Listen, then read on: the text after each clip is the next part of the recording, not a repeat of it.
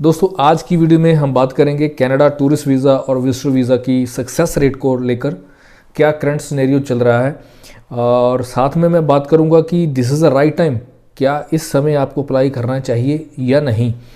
साथ में मैं ये भी बात करूंगा कि करंट जो प्रोसेसिंग टाइम है वो टूरिस्ट वीज़ा का विजिटर वीज़ा का क्या चल रहा है। वीडियो को शुरू से लेके अंत तक देखना, और अगर मेरे चैनल पे नए हो तो उसको सब्सक्राइब करके रख लेना। चलिए स्टार्ट करते हैं आज की वीडियो। दोस्तों जो कनाडा का सक्सेस रेट है, अगर आपने मेरी पुरानी पिछली वीडियोस देखी हैं तो उसमें भी मैं ये बात करता हूँ, जो सक्सेस रेट है ना वो कनाडा का हमेशा अच्छा रहता है। अगर ओवरऑल की बात करूँ तो आज भी कनाडा का सक्सेस रेट बहुत बढ़िया, बट याद रखना जो कनाडा की आप सक्सेस रेट की बात करते हो वो आपकी प्रेजेंटेशन के ऊपर ही, आपकी फाइल के अंदर ही छुपी होती है। बट प्रॉब्लम ये है कि हम अपनी फाइल के ऊपर काम नहीं करते, जिस वजह से हमारे हाथ वीज़ा की जगह रिफ्यूज़ल लगती है। और जब हमारे हाथ में रिफ्यूज़ल आ जाती है तो हमें लगता है कि यार कनाडा नहीं अप्लाई करना चाहिए और सक्सेस रेट अच्छा नहीं है। और सम टाइम हम अपनी किस्मत को भी कोसते हैं, सम टाइम हम कनाडा सरकार को भी कोसते हैं, क्योंकि एक नहीं दो नहीं कितनी रिफ्यूज़ल आ जाती है। तो ऐसे समय में हम जो है निराश होकर बैठ जाते हैं। दोस्तों एक बात हमेशा अपने माइंड में रखना कि जो कनाडा की वीज़ा की सक्सेस रेट है वो 24 घंटे 12 महीने कभी कम नहीं होती। आप जब मर्जी अप्लाई कर सकते हो। जैसे आपके माइंड में आता है ना, इस समय लगा लें या उस समय लगा लें, हो सकता है हमारा वीज़ा है। क्योंकि कई बार हमारे माइंड में एक बात होती है कि यार नया साल आ रहा है या क्रिसमस आ रहा है, वहाँ पे लगा लें। या हम गर्मियों की बात करते हैं सीज़न में, तो जुलाई में जो उनका कनाडा डे आता है वहाँ लगा लें।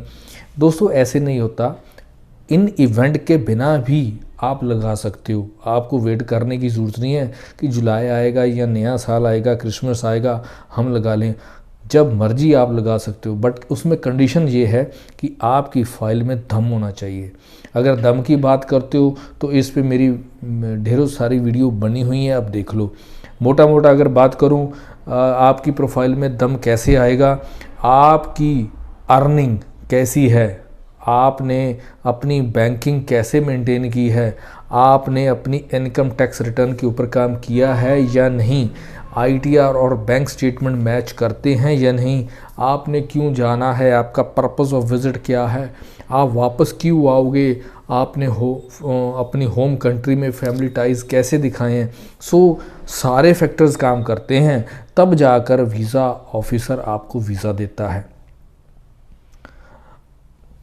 इसलिए मैं आपको कहना चाहता हूँ कि कोई भी इवेंट, कोई भी नया साल या क्रिसमस आपको वीज़ा नहीं दे सकता। याद रखना, वीज़ा मिलेगा सिर्फ़ और सिर्फ आपकी प्रेजेंटेशन के ऊपर। प्रेजेंटेशन अगर आप बैंकिंग के ऊपर काम कर लोगे ना दोस्तों, बहुत ही आपको 100% चांसेस हैं कि आपको वीज़ा मिलेगा। हम कई बार क्या करते हैं, अपनी लाखों करोड़ों की ज़मीन जायदाद दिखा देते हैं, और लेकिन फिर भी रिफ्यूज़ल आ जाती है। और माइंड में होता है यार मैंने तो बहुत अच्छा प्रेजेंटेशन दिया था, मेरे तो प्रॉपर्टी के मैंने सारे कागज़ लगाए थे, मेरी तो इतनी करोड़ों की प्रॉपर्टी लगी थी, फिर भी रिफ्यूज़ल आ गया। दोस्तों वीज़ा ऑफिसर सिर्फ़ और सिर्फ ये देखना चाहता है कि आपकी फाइनेंशियल कंडीशन क्या है।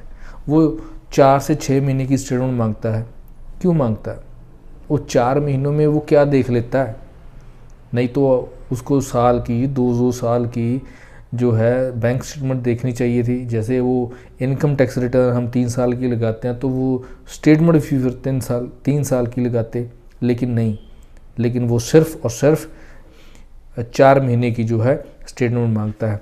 4 महीनों में वो देखता है आपका रहना सहना कैसा है, आपकी अर्निंग जो है वो स्टेबल है, चाहे आप बिज़नेस करते हो, चाहे जॉब करते हो, या एग्रीकल्चर फील्ड से हो, या कमीशन एजेंट के रूप में आपको पैसे आते हैं। वो 4 महीने में ही जज कर लेता है, लेकिन हम उसमें फेल हो जाते हैं और प्रॉपर्टीज इतनी लगा देते हैं।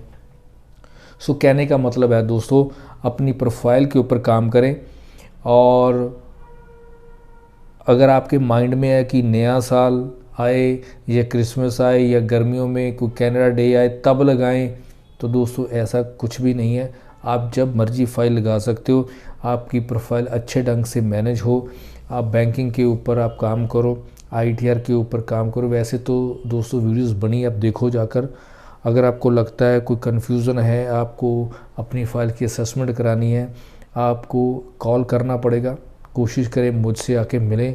अगर आप मेरी लोकेशन से दूर हो तो एक पेड काउंसलिंग सेशन है, उसके ज़रिए आप मेरे से बात कर सकते हो। फ़ाइल की असेसमेंट करवानी है वो भी आप करवा सकते हो। कोशिश करो अच्छे ढंग से फ़ाइल तैयार करो अगर आपको वीज़ा लेना है। नहीं तो दोस्तों आपके हाथ में एक नहीं ढेरों रिफ्यूज़ल्स आएंगी, और आ भी रही हैं, ऐसा भी नहीं है, वो आती रहेंगी जब तक आप अपनी प्रोफाइल के ऊपर काम नहीं करोगे। आज के लिए इतना दोस्तों। नेक्स्ट अपडेट तक इंतज़ार। टिल देन, नमस्कार, थैंक यू।